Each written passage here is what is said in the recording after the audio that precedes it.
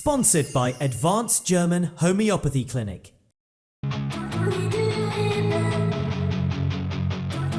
I'm Dr. Manoj Pujar. I am MD Homeopath, Classical Homeopath, Advanced German Homeopathy Clinic, Varicose Ulcer and Diabetic Wound Care Center.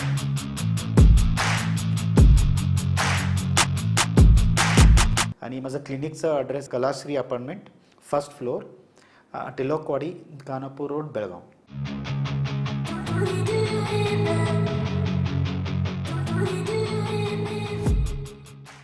नमस्कार, मी श्वेता अंकले. Tarun Bharat news बुलेटिनमध्ये आपल्या सर्वांचे स्वागत. आता पाहूया ठळक घडामोडी. तिलारी धरण परिसरात पोहण्यासाठी गेलेल्या बेळगावमधील एका तरुणाचा पाण्यात बुडून मृत्यू झाल्याची दुर्दैवी घटना काल शनिवारी दिनांक 25 एप्रिल रोजी दुपारी घडली. काल शनिवारी सायंकाळपासून सुरू असलेल्या शोध मोहिमेनंतर आज रविवारी दिनांक 26 एप्रिल रोजी सकाळी संबंधित तरुणाचा मृतदेह पाण्यातून बाहेर काढण्यात आला. मोहम्मद शहजान वय 26 असं मृत तरुणाचं नाव आहे. तो व्यवसायाने दंतवैद्यकीय क्षेत्रात कार्यरत होता. आझमनगर परिसरातील काही तरुण शनिवारी तिलारी धरण परिसरात फिरण्यासाठी गेले होते. यावेळी मोहम्मद शहजान हा पोहण्यासाठी तिलारी धरणाजवळील अडक्याच्या वझर परिसरात पाण्यात उतरला. मात्र पाण्याच्या खोलीचा अंदाज न आल्याने तो पाण्यात बुडाला. घटना घडताच सदर माहिती बेळगाव ग्रामीण पोलिसांना देण्यात आली. तातडीने एसडीआरएफच्या पथकाला पाचारण करण्यात आले. त्यानंतर रविवारी सकाळी 10:30च्या सुमारास शोध मोहीम सुरू करण्यात आली. त्यानंतर काही वेळातच मोहम्मद शहजान याचा मृतदेह पाण्यातून बाहेर काढण्यात आला. या घटनेमुळे आझमनगर परिसरात हळहळ व्यक्त होत असून बेळगाव ग्रामीण पोलिसांकडून पुढील कार्यवाही सुरू आहे. येळ्ळूर परिसरातील दुचाकी चोरी प्रकरणाचा छडा लावत बेळगाव ग्रामीण पोलिसांनी तिघांना अटक करून त्यांच्याकडून 20 दुचाकी जप्त केल्या आहेत. जप्त करण्यात आलेल्या मोटारसायकलींची एकूण किंमत सुमारे 11,73,000 रुपये असल्याचे पोलिसांनी सांगितले. फकीरप्पा करिगार वय 25, रमेश पाटील वय 23 आणि कमलप्पा गुंड्यागोड वय 38 अशी अटक करण्यात आलेल्या आरोपींची नावे आहेत. होनगा येथील रहिवासी दिलीप तुकाराम जाधव यांनी दुचाकी चोरीची तक्रार बेळगाव ग्रामीण पोलीस ठाण्यात दाखल केली होती. या तक्रारीच्या आधारे पोलिसांनी तपासाची चक्रे फिरवत संशयितांचा शोध घेत तिघांना ताब्यात घेतले. पोलीस चौकशीमध्ये आरोपींनी येळ्ळूर, मार्कंडेयनगर, टिळकवाडी, शहापूर आणि हुक्केरी परिसरातून दुचाकी चोरी केल्याची कबुली दिली. त्यानुसार पोलिसांनी आरोपींकडून यामाहा, हिरो स्प्लेंडर, टीव्हीएस आणि सुझुकी कंपन्यांच्या एकूण 20 मोटारसायकली जप्त केल्या. पोलिसांनी आरोपींविरुद्ध गुन्हा दाखल करून पुढील तपास सुरू केला आहे. 2020 मध्ये झालेल्या शहबाज शेरखान पठाण या तरुणाचा निर्घृण खून केल्याप्रकरणी लक्ष्मण दड्डीसह चौघांना दुसऱ्या अतिरिक्त जिल्हा व सत्र न्यायालयाने जन्मठेपेची शिक्षा सुनावली. तसेच आरोपींना 9,60,000 रुपयाचा दंड ठोठावला. यापैकी 8 लाख रुपये मृताच्या कुटुंबियांना तर 1,60,000 रुपये फिर्यादीस देण्याचे आदेश न्यायालयाने दिले. लक्ष्मण दड्डी समवेत बसवराज होळप्पा दड्डी, बसवाणी उर्फ बसू सिद्धाप्पा नाईक आणि सवीन सिद्धाप्पा दड्डी अशी जन्मठेपेची शिक्षा सुनावण्यात आलेल्यांची नावे आहेत. घटनेची पार्श्वभूमी अशी की जुन्या वादातून 25 ऑक्टोबर 2020 रोजी रात्री आरोपींनी नेहरू नगर येथील हॉटेलमध्ये शहवाज असल्याची माहिती मिळताच त्याच्यावर पाळत ठेवली. रात्री उशिरा तो मोटारसायकलवरून निघाल्यानंतर आरोपींनी वेगवेगळ्या वाहनातून पाठलाग केला. शिवबसवनगर येथील शेख कॉलेजजवळ आरोपींनी मोटारसायकलला धडक दिल्याने शहबाज खाली पडला. त्यानंतर आरोपींनी त्याच्यावर विळा व लोखंडी रॉडने हल्ला केला. जखमी अवस्थेत शहबाजने बचावासाठी निवृत्त पोलीस अधिकारी पांडुरंग यलिगार यांच्या घरात प्रवेश केला. मात्र आरोपींनी तेथेही घुसून त्याच्यावर पुन्हा हल्ला केला होता. त्यातच त्याचा मृत्यू झाला होता. शहरातील महिलांच्या सुरक्षित प्रवासासाठी पोलीस प्रशासनाने महत्त्वाचा आणि विधायक निर्णय घेतला आहे. ऑटो रिक्षांच्या मागील बाजूस QR कोड स्कॅनर बसवण्याची योजना लवकरच राबवण्यात येणार असल्याची माहिती शहर पोलीस आयुक्त भूषण बोरसे यांनी दिली. महिलांना ऑटोमध्ये बसल्यानंतर त्यांच्या मागील बाजूस असलेला QR कोड स्कॅन करता येणार आहे. कोड स्कॅन केल्यानंतर संबंधित ऑटोचा मालक, चालकाची माहिती मोबाईलवर तात्काळ उपलब्ध होणार असून त्या ऑटोचे ट्रॅकिंगही करता येणार आहे. त्यामुळे प्रवासादरम्यान कोणतीही अडचण निर्माण झाल्यास त्वरित पोलिसांशी संपर्क साधणे सोपे होणार आहे. बेळगाव शहरामध्ये धक्कादायक घटना घडली असून भवानीनगर मंडोळी रोडवरील अॅडव्होकेट पूजा काकतकर यांच्या घरावर मध्यरात्री अज्ञातांकडून गोळीबार करण्यात आला. ही घटना शुक्रवारी रात्री 1 ते 2 वाजण्याच्या दरम्यान घडली. या घटनेने बेळगाव शहर परिसरात एकच खळबळ माजली आहे. हल्लेखोरांनी घराच्या पहिल्या मजल्याला लक्ष्य केलं. त्यावेळी पहिल्या मजल्यावर त्यांची मुलगी संस्कृती अभ्यास करत होती. सुदैवाने ती या घटनेतून थोडक्यात बचावली. गोळी घराच्या काचेला लागून काचेवर फायरिंगचे स्पष्ट चिन्ह दिसून आले आहे. घटनेची माहिती मिळताच पोलिसांनी घटनास्थळी धाव घेत पाहणी केली. गोळी लागलेली काच तपासासाठी FSLकडे पाठवण्यात आली असून या प्रकरणी बेळगाव ग्रामीण पोलीस ठाण्यात गुन्हा दाखल करण्यात आलाय. दरम्यान पोलिसांनी काकतकर कुटुंबाला संरक्षण देण्याची हमी दिली असून तपासणी अहवालाची प्रतीक्षा सुरू आहे. अनेक दशकांपासून प्रलंबित असलेल्या अंतर्गत आरक्षणाच्या मागणीला मुख्यमंत्री सिद्धरामय्या यांच्या नेतृत्वाखालील राज्य सरकारने मंजुरी दिली आहे. हा निर्णय ऐतिहासिक असल्याचे सार्वजनिक बांधकाम मंत्री सतीश जारकिहोळी यांनी सांगितले. शहरात माध्यमांशी ते बोलत होते. विशेष मंत्रिमंडळ बैठकीत सर्व मंत्री आणि विविध समाज घटकांच्या प्रतिनिधींच्या उपस्थितीत हा निर्णय घेण्यात आला. कोणत्याही मतभेदाशिवाय सर्वानुमते हा निर्णय झाल्याने सर्व समाज घटकांमध्ये समाधानाचे वातावरण आहे असे त्यांनी स्पष्ट केले. अंतर्गत आरक्षणावरून भाजपकडून होत असलेल्या टीकेला उत्तर देताना जारकिहोळी म्हणाले की विरोधी पक्षांकडून सरकारच्या प्रत्येक निर्णयावर टीका करणे स्वाभाविक आहे. मात्र जनहित लक्षात घेऊन घेतलेल्या निर्णयाला लोकांचा पाठिंबा आहे. विरोधक केवळ आपले अस्तित्व टिकवण्यासाठी अशा प्रतिक्रिया देत आहेत असा टोला त्यांनी लगावला. गावांच्या सर्वांगीण विकासासाठी सरकारकडून अनेक योजना राबवल्या जात आहेत. या योजनांची तळागाळापर्यंत योग्य अंमलबजावणी करण्यासाठी पंचायत राज विभागाने प्रभावीपणे काम केले पाहिजे. महात्मा गांधींचे ग्राम सुराज्याचे स्वप्न साकार करण्यासाठी राज्य सरकार ग्राम प्रशासनावर अधिक भर देत आहे असे उद्गार जिल्हा पालकमंत्री सतीश जारकिहोळी यांनी काढले. सुवर्ण सौधच्या सेंट्रल हॉलमध्ये आयोजित पंचायत राज दिन सोहळ्याच्या उद्घाटन प्रसंगी ते बोलत होते. अध्यक्षस्थानी आमदार आसिफ सेठ होते. पालकमंत्री पुढे म्हणाले की लोकांसाठी लोकांकडून चालणारे शासन गाव पातळीवर सुरू झाले पाहिजे. ग्रामपंचायत, तालुका पंचायत आणि जिल्हा पंचायत या त्रिस्तरीय प्रणाली अंतर्गत गावांच्या विकासासाठी भक्कम पाया घालण्यात आला आहे. सरकारने तयार केलेले प्रकल्प तळागाळापर्यंत प्रभावीपणे राबवले जावेत आणि सरकारचे नाव उज्ज्वल व्हावे असे आवाहन त्यांनी केले.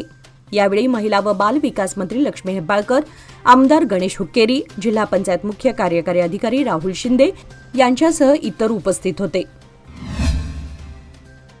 रोगमुक्त जनावरे व दूध उत्पादन वाढावे यासाठी जिल्ह्यातील 14 लाख गाई म्हशींचे लसीकरण करण्याच्या केंद्र सरकारच्या उपक्रमाला जिल्ह्यात प्रारंभ झाला. हे लसीकरण 22 मे पर्यंत चालणार आहे. जिल्ह्यातील लसीकरणाची ही 9वी फेरी आहे. पशुसंगोपन व पशुवैद्यकीय सेवा विभागातर्फे लसीकरणाला प्रारंभ झाला आहे. जिल्ह्यातील प्रत्येक गावात जाऊन जनावरांना लसीकरण केले जाणार आहे. गावातील प्रत्येक घराघरात जाऊन गायी व म्हशींची माहिती घेतली जाणार आहे. जनावर आजारी असो वा नसो 2 लसी टोचल्या जाणार आहेत. लसीकरणासाठी पशुसंगोपन खात्याचे अधिकारी व कर्मचारी सहभाग घेत आहेत. परंतु जिल्ह्यात 14 लाखांवर जनावरे असल्याने खासगी व्यक्तींनाही लसीकरणाचे विशेष प्रशिक्षण देण्यात आले आहे. शहरातील बहुचर्चित कॉम्प्रेस्ड बायोगॅस प्रकल्प 10 एकर सलग जागेच्या अटीमध्ये अडकला आहे. Gas authority of India limited कंपनीने प्रकल्पासाठी एकसंध 10 एकर जागेची अट घातल्याने महापालिकेसमोर मोठे आव्हान उभे राहिले आहे. गेल्या काही महिन्यांपासून महापालिकेकडून योग्य जागेचा शोध सुरू असला तरी अद्याप ठोस निर्णय झालेला नाही. 2 आठवड्यांपूर्वी उद्यमबाग परिसरात जागेची पाहणी करण्यात आली. मात्र तेथेही आवश्यक एकसंध जागा उपलब्ध होण्याबाबत साशंकता कायम आहे. शहरात एकाच ठिकाणी 10 एकर मोकळी जागा मिळवणं कठीण ठरत असल्यानं प्रकल्पासाठी जागेचा प्रश्न अद्याप अनुत्तरितच आहे. त्यामुळे प्रकल्पाच्या अंमलबजावणीत आणखी विलंब होण्याची शक्यता व्यक्त होत आहे. दरम्यान या प्रकल्पाला होणारा विलंब शहराच्या कचरा व्यवस्थापनावरही परिणाम करणारा ठरणार आहे. विशेषतः तुरमुरी येथील कचरा डेपो स्थलांतराचा प्रश्न अधिकच गुंतागुंतीचा होण्याची शक्यता आहे. शहराच्या पाणीपुरवठ्यात कपात करून 6 दिवसाआड पाणीपुरवठा केला जात आहे. मात्र 7 दिवस पुरेल इतके पाणी साठवून ठेवण्याची सुविधा नसल्याने अनेकांना गल्लीतील कूपनलिका व विहिरींच्या पाण्यावर अवलंबून राहावं लागत आहे. परंतु काही गल्ल्यातील कूपनलिका व विहिरी कोरड्या पडल्याने टँकर मागवण्याची वेळ आली आहे. त्यामुळे टँकरचे भाव देखील वधारले आहेत. सध्या टँकर 600 ते 800 रुपये मोजून घ्यावा लागत आहे. शहराला पाणीपुरवठा करणाऱ्या राकसकोप जलाशयाची पाणी पातळी वेगाने कमी होत आहे. उन्हाळा वाढत असल्यानं सद्यस्थितीतील जलसाठा जूनपर्यंत पुरवून वापरण्यासाठी नियोजन पाणी पुरवठा मंडळाने केलं आहे. त्यामुळे शहरात पाण्याची टंचाई निर्माण झाली आहे. हॉटेल व्यावसायिकांना टँकरने पाणी विकत घेण्याची वेळ आली आहे. शहराच्या हवाई संपर्काला महत्त्वाच्या ठरलेल्या जयपूर आणि अहमदाबाद या 2 विमानसेवा अचानक बंद करण्यात आल्या आहेत. गेल्या 3 वर्षांपासून सुरू असलेली जयपूर सेवा तसेच काही महिन्यांपूर्वी सुरू झालेली अहमदाबाद विमानसेवा गेल्या 2 दिवसांपासून स्थगित करण्यात आली आहे. या सेवा पुन्हा सुरू होणार का याबाबत संबंधित विमान कंपन्यांकडून अद्याप कोणतीही स्पष्ट माहिती देण्यात आलेली नाही. त्यामुळे प्रवाशांमध्ये संभ्रमाचं वातावरण आहे. सध्या बेळगाव विमानतळावरून बंगळूर, मुंबई, दिल्ली, हैदराबाद आणि नवी मुंबई या केवळ 5 शहरांसाठीच विमानसेवा उपलब्ध आहे. इंडिगो आणि स्टार एअर या 2 कंपन्यांकडून या सेवा चालवल्या जात आहेत. यापूर्वी तिरुपती, पुणे आणि भोपाळ येथील विमानसेवाही विविध कारणांनी बंद करण्यात आल्या होत्या. त्यामुळे बेळगावचा हवाई नकाशा दिवसेंदिवस मर्यादित होत असल्याचं चित्र आहे. दरम्यान 29 मार्चपासून मुंबई आणि नवी मुंबईसाठी नव्या विमानसेवा सुरू झाल्याने प्रवाशांमध्ये आशावाद निर्माण झाला होता. मात्र जयपूर आणि अहमदाबाद सेवा बंद झाल्याने त्या अपेक्षांना धक्का बसला आहे. नारी शक्ती अभिवंदन विधेयकाला विरोध करणाऱ्या काँग्रेससह इतर विरोधी पक्षांविरोधात विजयपूर येथे नारी शक्ती अभिवंदन फोरमच्या वतीने निषेध रॅली काढण्यात आली. विधेयक मंजूर होऊ नये म्हणून विरोधकांनी कटकारस्थान रचल्याचा आरोप यावेळी करण्यात आला. विजयपूर येथील श्री सिद्धेश्वर मंदिरापासून रॅलीला प्रारंभ झाला. शहरातील प्रमुख मार्गांवरून काढण्यात आलेल्या या रॅलीत नारी शक्ती, देशाची शक्ती आणि महिला सक्षमीकरणाच्या मुद्द्यावर राजकारण नको अशा घोषणा देत कार्यकर्त्यांनी विधेयकाला विरोध करणाऱ्या पक्षांविरोधात रोष व्यक्त केला. फोरमच्या प्रमुख डॉक्टर विजयलक्ष्मी तुंगळ यांनी सांगितले की विरोधी पक्षांनी नारी शक्ती अभिवंदन विधेयक लागू होऊ नये यासाठी प्रयत्न करून महिला समाजाचा अपमान केला आहे.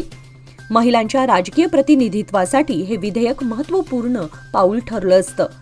विधानसभांमध्ये 33% आरक्षण देणारे हे विधेयक महिलांच्या सत्तेतील सहभागासाठी नवे पर्व निर्माण करणारे होते असे त्यांनी नमूद केले.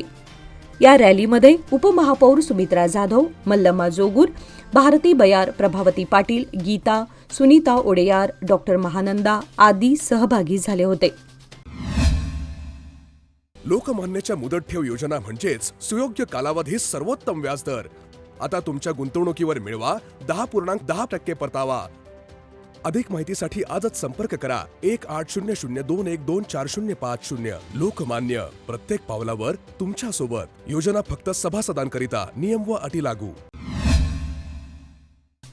शिवजयंती उत्सवानिमित्त मध्यवर्ती सार्वजनिक श्री शिवजयंती उत्सव मंडळाच्या वतीने आयोजित करण्यात आलेली ऐतिहासिक राजहंसगड चढणे उतरणे स्पर्धा यंदाही उत्साहपूर्ण वातावरणात पार पडली.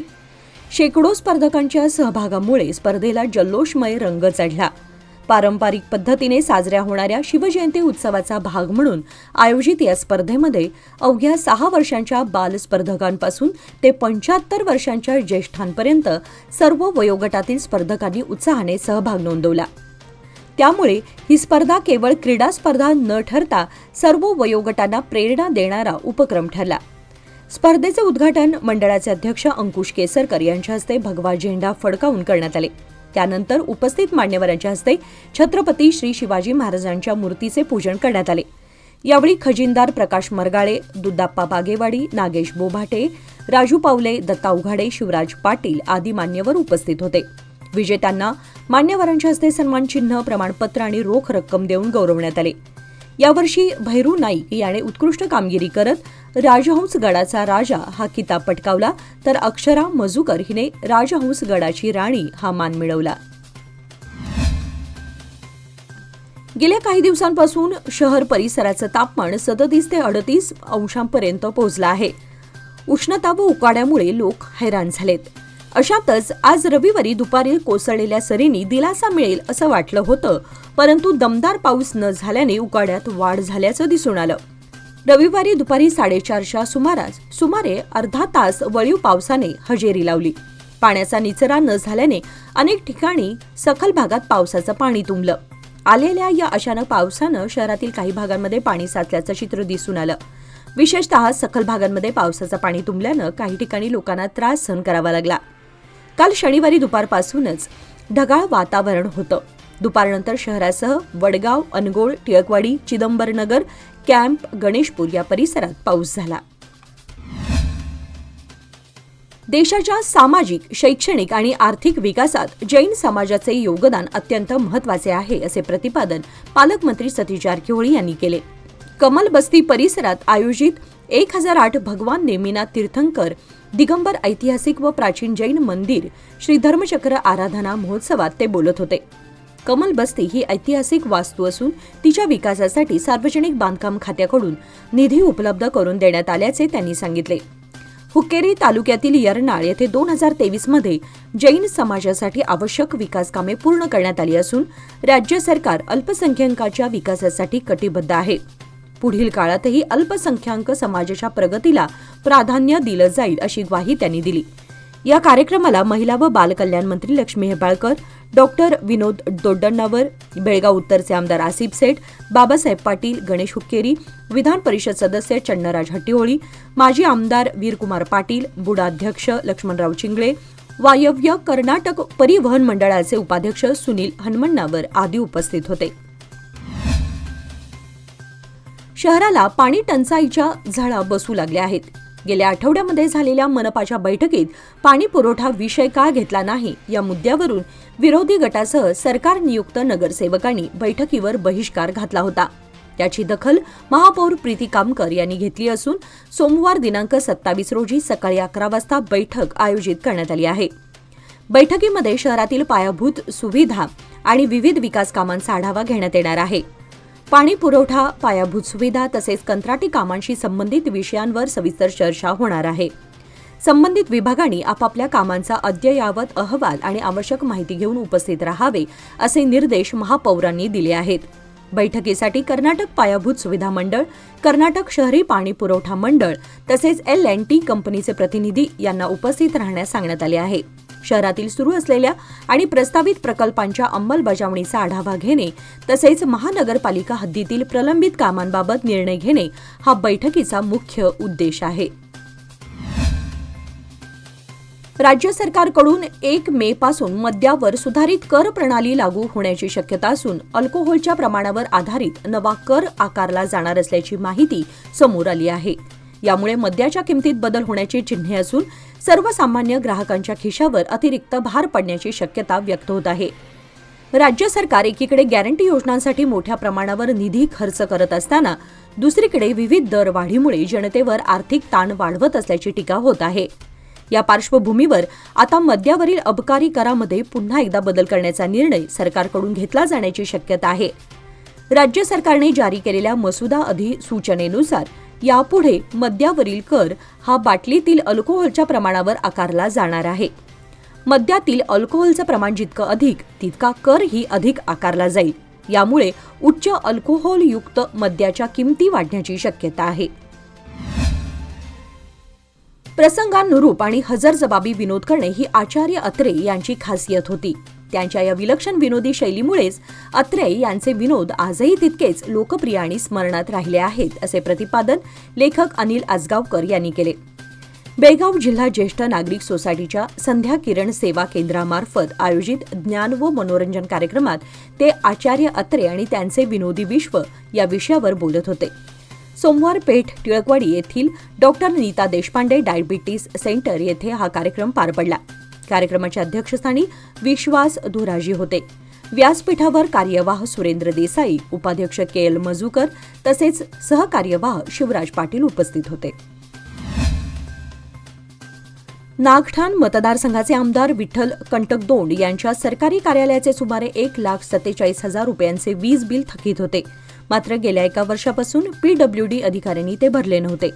या कार्यालयाचे बिल न भरल्यामुळे विद्युत पुरवठ्याच्या कर्मचाऱ्यांनी वीज पुरवठा तोडला. त्यामुळे गेल्या 3 दिवसांपासून आमदारांना भेटण्यासाठी येणाऱ्या नागरिकांनाही यामुळे मोठी गैरसोय होत आहे.